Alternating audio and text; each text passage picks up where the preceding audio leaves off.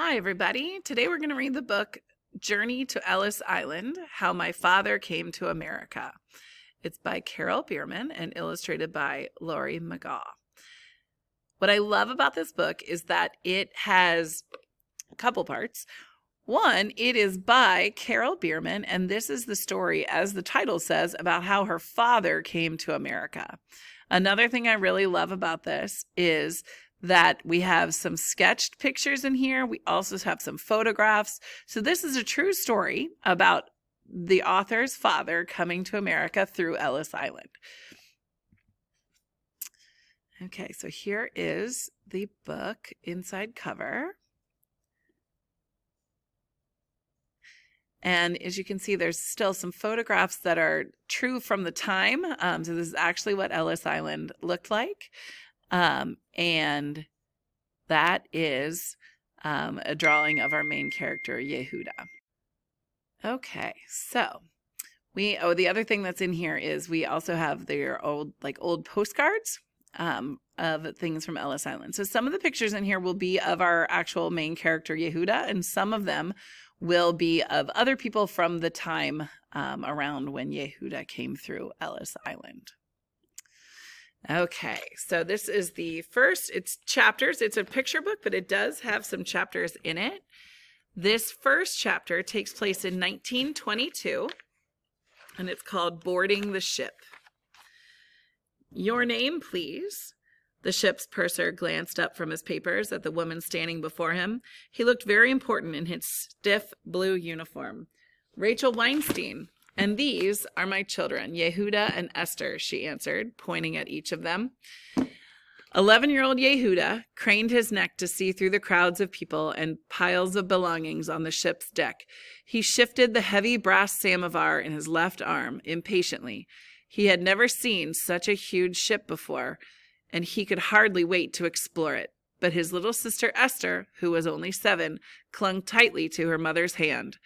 They were finally on their last leg of their journey to America. Yehuda's mother answered all of the purser's questions, including whether she could read or write. Yes, I read and write Yiddish, she answered proudly. Suddenly, the purser focused on Yehuda's right arm, which was wrapped in a sling. How did your boy lose his finger? He asked. So this is a picture of the boat that they're about to go on. It's called the Rotterdam. And then this is our main character, Yehuda, and you can see he has a sling on his arm. This is his sister, Esther, and then this is their mom, Rachel. Okay, so we have some more photos of the boat, and then none of these are of our actual main character, but they're pictures from the time. Rachel gave Yehuda a sharp look and drew him toward her. He had an accident. It was 4 years ago. He's fine now, she answered quickly. The purser scribbled busily with his pen and waved them on. Rachel breathed a sigh of relief, and the Weinsteins found their way to a tiny windowless cabin in the lower decks of the ship. This would be their home for the next 9 days as they sailed from Rotterdam to New York. Yehuda, relieved of carrying the bulky samovar, spent the afternoon running up and down the stairways and exploring the upper decks. Several times he almost got lost. The ship was so large. He even explored the areas of the ship reserved for first-class passengers. Peeking into one stateroom, he saw thick carpets and quilted bedspreads. Their own cabin seemed very bare and small by comparison. When Yehuda finally climbed out onto the top of the deck, he saw the ship's lifeboats and gulped in the cool sea air. So if you look here, this is the deck of the ship, and there are some lifeboats up here. Same over here. We have the third-class passenger cabins right here. You can see that it's just 2 beds, and then 2 beds over here. In this picture, they don't have mattresses on them. They would have had mattresses, but you can see that there's not much in it. This is going to be the first-class passenger area or cabin.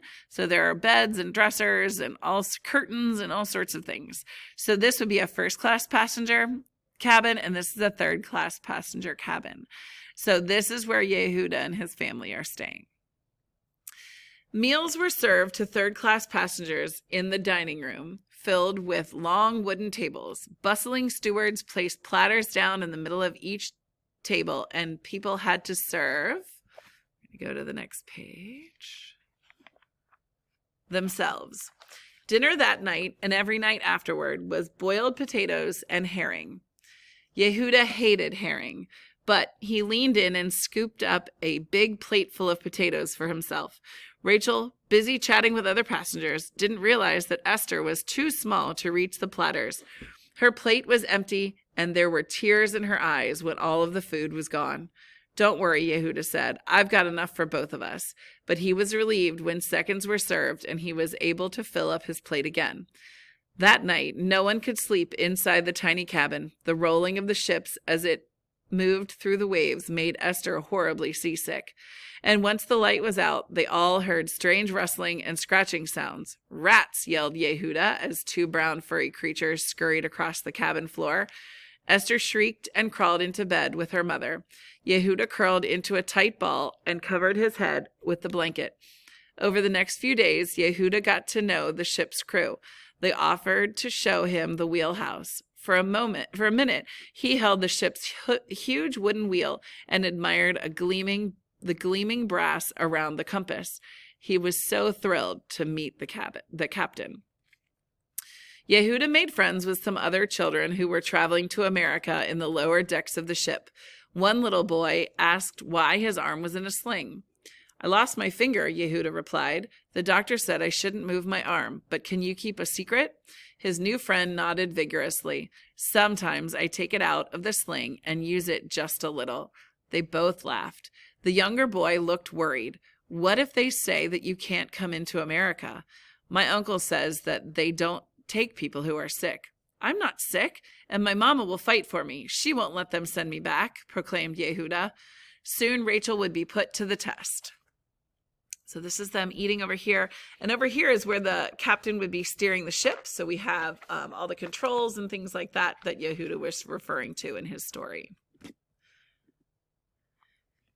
As the huge ship pulled into the New York harbor, Rachel, Yehuda, and Esther quickly gathered their few belongings. Then the family stood at the ship's railing. Looming ahead of them was a giant green statue, a woman holding a flaming torch in the air. And beyond lay the vast city. Sunlight danced off the windows of the tall buildings. So this is America, Yehuda thought to himself. But Rachel rubbed her palms together nervously. She noticed that inspectors had already arrived on the ship. They were directing most of the third-class passengers onto ferries, but they were turning a few away. She knew the ferries were bound for Ellis Island, where the passengers would be given a medical inspection and questioned before entering the United States. Would they let Yehuda in? Rachel and the children waited their turn in line. Then the inspectors saw Yehuda. They shook their heads. They would not let him board the ferry, and they told the captain that he would have to return the boy to Russia. Rachel began to cry, pulling Yehuda toward her. Esther burst into tears as well. Yehuda was bewildered. Why couldn't they see how healthy he was? The arm was nothing. It would not stop him from being a good American. Surely his mother would be able to make them change their minds. They had been through too much now to be stopped. So from the Ellis Island area and from the ferries, you could see this statue of the Statue of Liberty in the distance, and it gave a lot of people a lot of hope after a long journey at sea. Okay, before the voyage, we are going to turn back time a little bit. We started in 1922. Now we are in 1916 in Russia. This is an actual picture of Yehuda and Esther and Rachel. So here we go. 1916 in Russia. Yehuda could remember what it was like before the war came. Each summer, he and his mother, his older sister Mindel, and his baby sister Esther would leave their home in Pinsk for the village of Portez. There, his mother was an estate manager for a huge poppy farm. On long summer days, Yehuda played down by the riverbanks with the other children. "Don't go too far, Yudi," Mindel would beg when he waded into the river. "Mama said to stay on the bank." Yehuda had a grown-up brother who had gone to America before he was born. America was also where Yehuda's father had lived before he returned home and had been ordered into the Russian army. Yehuda remembered his father scooping him up into his arms. He remembered the scratchy feeling of his father's beard pressed against his face. You must be a mensch while I'm gone, Yehuda. Take care of your little sister and don't make tourists for Mama and Mendel. When I come back, we will all go to see your big brother Abe in America. So in the back of this book, there is a glossary. And so the word mensch is the Yiddish word for man.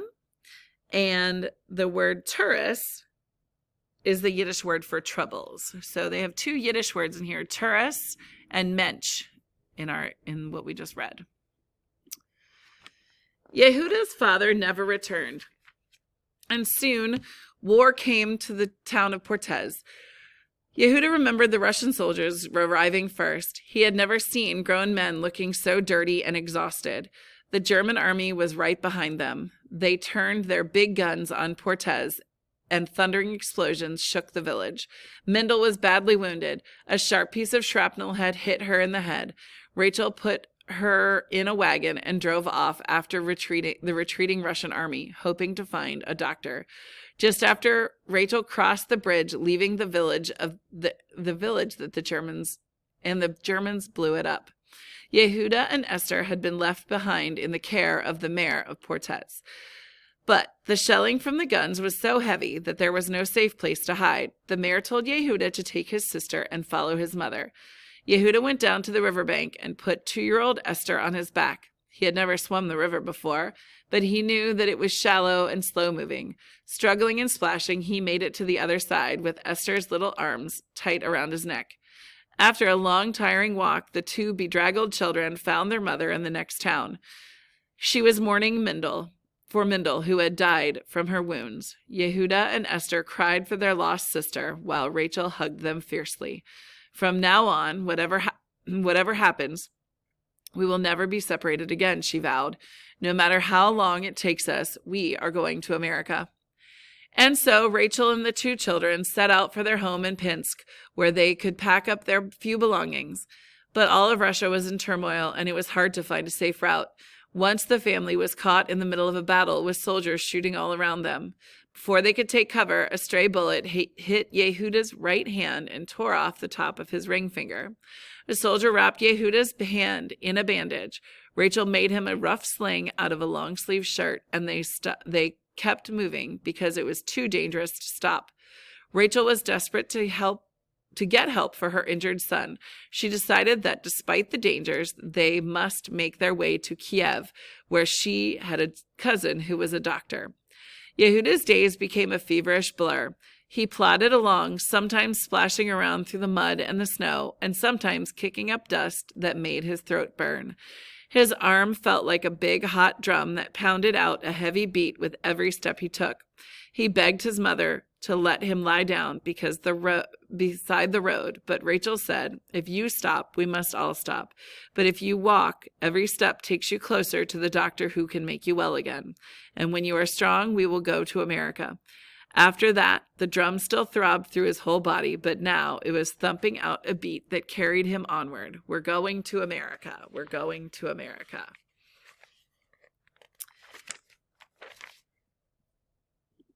It took them more than a month to reach Kiev. By this time, Yehuda's whole arm was so infected that the doctor thought it should be removed. Rachel begged him, "Please, he's just a boy. He needs his arm. I know you can save it."